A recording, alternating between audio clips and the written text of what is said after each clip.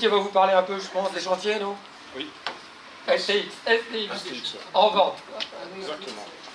Merci à Jean-Claude d'avoir rappelé qu'on n'était pas des bénis oui-oui, qu'on est effectivement des opposants, donc c'est normal que parfois on tranche un peu sur les paroles politiques des uns et des autres. On n'est pas la droite, on n'est pas la gauche, on est le Front National. On a un slogan qui est de droite ou de gauche, et ça veut bien dire ce que ça veut dire. Et sur un sujet comme les chantiers navals de Saint-Nazaire, les anciens chantiers de l'Atlantique, il est bien normal que nous disions au fond notre programme.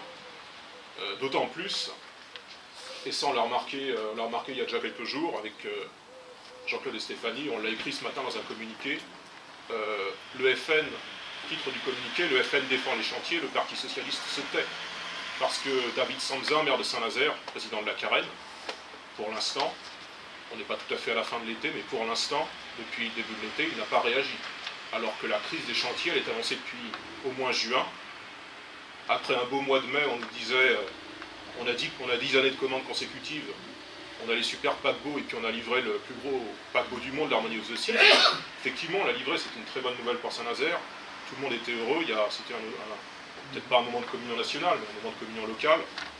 Mais enfin, le mois d'après, on avait quand même l'annonce de la vente des chantiers. Et c'est comme si personne n'avait vu rien venir. Alors que, comme on a pu le mettre sur Internet, je crois que c'était hier, le Front National seul l'avait vu venir. Jean-Claude seul l'avait expliqué dans un certain nombre de prises de position publiques, même avant que nous soyons élus au conseil municipal. Preuve que nous ne sommes pas des imbéciles, puisque nous réfléchissons et que nous avons parfois des positions 3 ans en avance par rapport aux autres. Parce que quand Jean-Claude a dit, au nom de Saint-Nazaire-Bleu-Marine, qui à l'époque n'était qu'une liste en campagne, et on ne savait pas si on allait avoir des élus.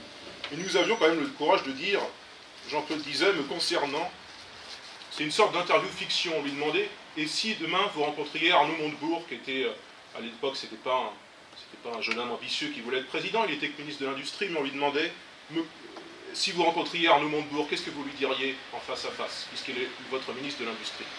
Eh bien Jean-Claude disait, me concernant, si je pouvais le rencontrer, je lui ferais part de la nécessité, selon moi, de nationaliser le site de STX Saint-Nazaire, pour sauver tant nos emplois que nos savoir-faire. Et ça, Jean-Claude le disait en juillet, mais pas en juillet 2016. Il l'a dit en juillet 2013.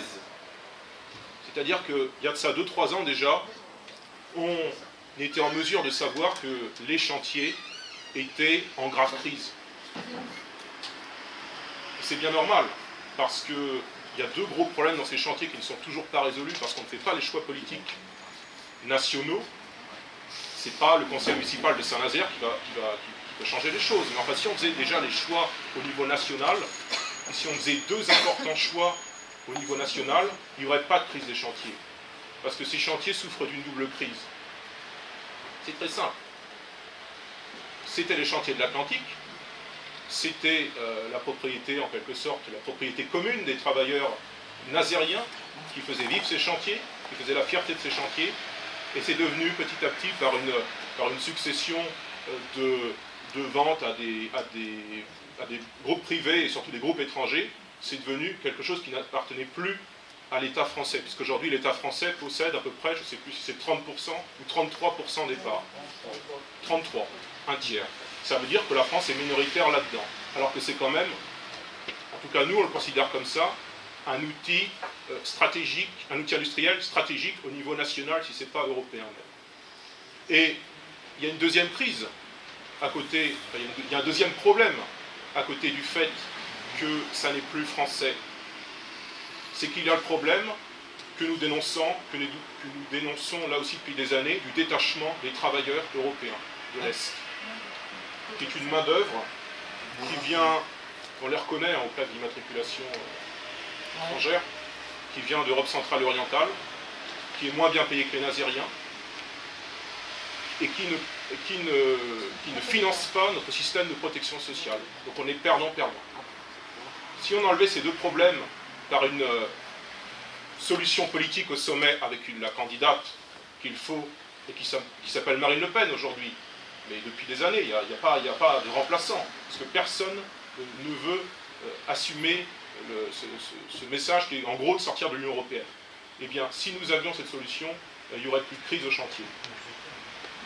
Et notre solution à nous, elle est toute simple.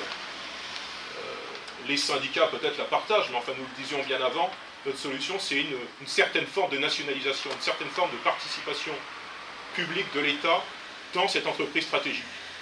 Alors pas une nationalisation totale, hein.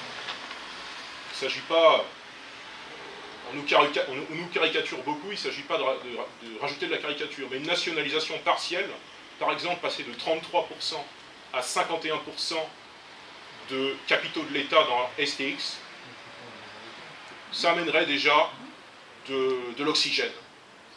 Accessoirement, si on n'avait pas une politique d'immigration démentielle, peut-être qu'on trouverait de l'argent en France. Ça, c'est un autre sujet. Voilà, quelques éléments sur STX. STX aurait forcément plus de poids et avec la France rayonnerait comme elle a pu rayonner en tant que grande puissance industrielle. Donc là aussi, on a du pain sur la planche.